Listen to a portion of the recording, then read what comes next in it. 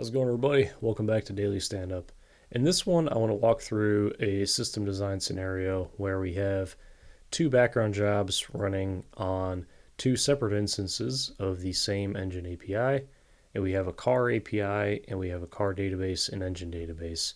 And in this scenario, all the functionality or what's happening in this is that the background job is pulling the engine database, getting the last 10,000 records for engine data, making a request to the car API with that 10,000 data points, and the car API is then inserting those records into the car database.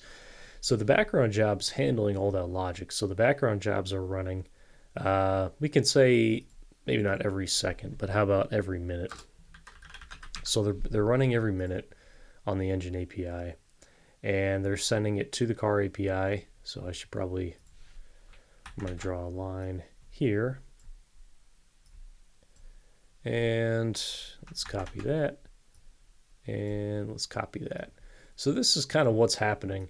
And the problem that we're running into is that we're in a distributed environment. So we have our engine API scaled out to two instances. And the problem that you may run into, especially when you're dealing with background jobs that interact with a database, if you're working in a distributed environment, you may run into issues in terms of database data consistency when talking about background jobs, which may result in either duplicating records, acting upon data that another background job is trying to update when another is trying to get. So you may introduce a lock, and you may introduce just a number of complications. And this is a common scenario that you have to deal with. And this warrants, introducing some kind of distributed lock to address this. So I'm just going to add a little text box here. So we can work with distributed locks to resolve this a little bit. It gets a little bit complicated whenever you're dealing with locks or named locks. So if we work with distributed locks or named locks, background job on instance 1 will create a lock on the engine DB for that particular running job. Instance 2 is going to try to do the same thing, but it's going to see, okay, there's a lock, it can't do anything. And you can get a little bit more creative in terms of, you could introduce transactions, you can introduce a number of different things, but at the end of the day, you have engine API with two instances with the same running background job trying to act on the same data. And therein lies the problem. So I want to propose a refactor to this that I think accommodates the fact that we have two instances of our engine API. And so I want to go ahead and move this text back up to the top a little bit to give us some space to work with. So I'm going to delete our locking text there. And I should say that if you do introduce distributed locks, it will work, but it just is going to take a little bit of effort on your part to make sure that you don't introduce a deadlock scenario. So I'm going to go ahead and actually delete both the running background jobs. We don't need them anymore. And what I'm going to propose to you is that instead of the background jobs, I want to introduce a load balancer. So I'm going to go ahead and introduce a load balancer into this system design. And let's call that load balancer. And so now the load balancer is going to distribute traffic. Whoops. I had a sticky. The load balancer is going to distribute traffic to both instances of the engine API. So now both instances of the engine API are going to sit behind a load balancer. So they're going to have a load balanced URL that we can interact with now. So that way, whenever something makes a request to the engine API, we're now going to route that through the load balancer, which is then going to be distributed either to the instance 1 or instance 2 of our engine API. So we still need to get the car the data to the car API to then be posted into the car database. But instead of a background job posting that data to the car API, what I'm going to do instead is have the car API effectively reach out to the engine API. So I'm going to reverse who is making that call. So I'm going to draw a line here, and I'm going to have the car API now make a request through the load balancer to then either go to instance 1 or instance 2 of our engine API. And then I'm going to add some logic in the engine API to reach out and get the data from the engine database. And so now I'm going to reverse these lines so it sends data back here. Okay. All right. So now this is the flow here, but we still have a potential problem, right? Because we are dealing with a lot of records. We're dealing with 10,000 data points from our engine. So this is a running engine simulator that's posting data per revolution. So we're dealing with a lot of data and a lot of, say, complicated data. There's a lot of data for temperature, displacement, cylinder. There's a number of data points. So one thing that we have to be mindful of is how long is the car API waiting on the response back from our engine API. And this is something that we should be mindful of. So one thing that we can introduce is more of a event-driven architecture for this. And while this may be fine, we may be able to get a response back in a reasonable amount of time. This approach would work, and it takes care of our distributed lock problem. It takes care of our data consistency problem. It takes care of the deadlock problem. It takes care of a lot, and it allows us to scale behind the load balancer. But if I wanted to take this a little bit further and to say that, to introduce a hypothetical problem in terms of, our engine API is taking too long to respond, I'm going to introduce a queue into this equation. So I'm going to introduce what should the shape of our queue be today? A cone.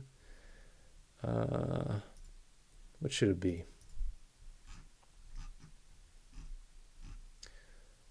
I guess I'll do a cone.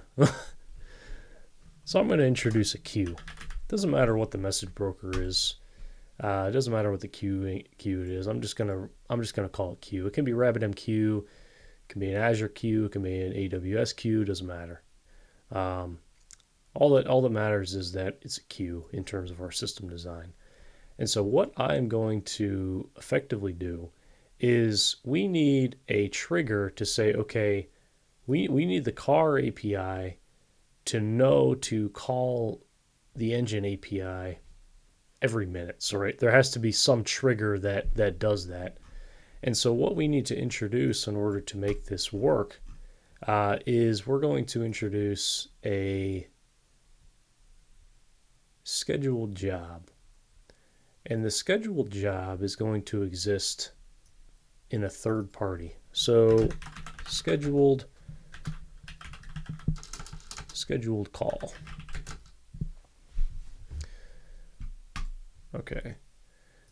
The scheduled call can happen from a number of places. It can happen from AWS. It can happen from GitHub. It can happen from a number of places. It doesn't matter where you set it up in. It also doesn't matter for the sake of the system design. All we know is we're going to make some cloud scheduled call to call into our car API. Okay. So we want the car API's endpoint to be called every minute. That's the spec that we're working with. But the thing that we don't want to have happen is we don't want the third-party cloud scheduler to be waiting on all this to take place. So I want the endpoint that the cloud scheduled call, I want that to just post a message up to our queue. When that message gets posted, that scheduled call is going to get an acknowledgement back to say, okay, this has been done. We can stop it. It's gotten the response, and now we're not spending a lot of money waiting on execution. We're keeping our execution minutes low, which is important for any kind of cloud environment. And so that's important. It could be, this also could be a Lambda function. This could be a serverless function. This could be a CI/CD tool like GitHub Actions that makes that call. This could be a number of things. This could be a CloudWatch trigger in AWS that calls this. It could be a number of things that calls this, but we don't want that to run more than it has to. So this is going to call into our car API, which is then going to publish a message up to our queue. And so that message is going to be fired off in the queue. And so that message, I want the car API to immediately consume. And so what that does is it breaks up the requests. It breaks up this from all of this, because we don't want the scheduler to be waiting on execution of all this, because that's going to lead to a pricey execution.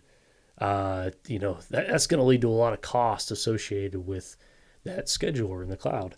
And so by introducing a queue, we're introducing event-driven architecture in terms of we're sending a message, and then that message is going to be the initiator for our car API to then get data from here. And we can adjust this a little bit further if we want. We can say, okay, we don't want the car API waiting on this execution either. And if we want that to happen, or if we want that architecture, what we can do is, if this isn't good enough, we can actually get rid of the connection like this to our load balancer. Or actually what we can do here, I'm trying to think now, we have our car API calling out to the load balancer, which is then going to hit the engine API instance. If for some reason that this takes a while to retrieve that data, what we can do is introduce another queue, okay, and then basically post a message when that engine API gets that request from the car API.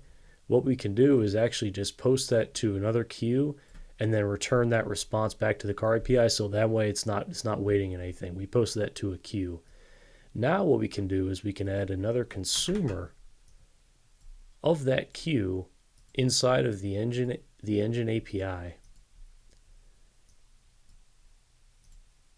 And again, this is going to be both instances, right? Because we're in a distributed environment, but they can be on the same queue. Okay. So now we have a consumer of that queue, which is then going to process that message, get the engine data. Then what we're going to do is we're going to post that message, the response from the engine database. Now we're going to call an endpoint to the car API with that data. So now we're gonna reintroduce a connection from our engine API to our car API with that data that's then going to be posted to the car database. And this looks absolutely crazy, but hopefully you followed along with the video, because this is a real common issue. Because when you start peeling back the layers of request responses, you might notice bottlenecks in places that you didn't realize. And queues allow us to break up when we are waiting and when we can just post a message and process a little bit later, so we don't have to wait for execution to finish. And again, we can refactor this a little bit more, but by introducing the load balancer into this, we've now created a scenario where we're not working with distributed locks directly, and two, we can scale out. Here, I'm going to actually delete some of these so that way we can kind of, okay, we can scale out multiple instances. If we want to add a third instance of the engine API, we can just put it behind the load balancer. So load balancers allow us to scale out very easily. And load balancers or distributed instances work well with queues as well, because if we're working with a message broker like RabbitMQ, it takes advantage of the first consumer policy, meaning if we have one queue and we have two consumers of the queue, we're not going to get duplicated messages, or we shouldn't get duplicated messages, because the message will only ever go to one consumer. And RabbitMQ will recognize both of these as two consumers, but they're not both going to get the same message if these are both pointed to the same queue, which they will be because they're the same API. So that works really well, and it just takes advantage of what's already built into a message broker like RabbitMQ. And so, again, we can make further enhancements to this, but this architecture allows for not only minimized execution time on the cloud, but it allows for no API to be waiting on long execution times because of because of badly structured data or because of the number of records we're pulling back from the database. This allows for a number of possibilities. And again, you can scale beyond this. You can introduce more queues. You can introduce really a queue between every point of messaging between APIs. And again, this just shows one possible example. Like this would get more complicated. Let's say if you had, multiple, instances of the database, you could point to, okay, let's say like a read instance of the database that is faster. So you're not pointed to the master node that maybe is getting written on at the same time. You could scale the databases out. You could scale out your car API. You could do a number of things. But again, this is just one possible solution to a common problem. And so let me all know what you think. This is, again, working with background jobs, distributed environments, load balancers. It's all very common to system design. So yeah, let me know what y'all think, and thanks for watching. I'll see you in the next one.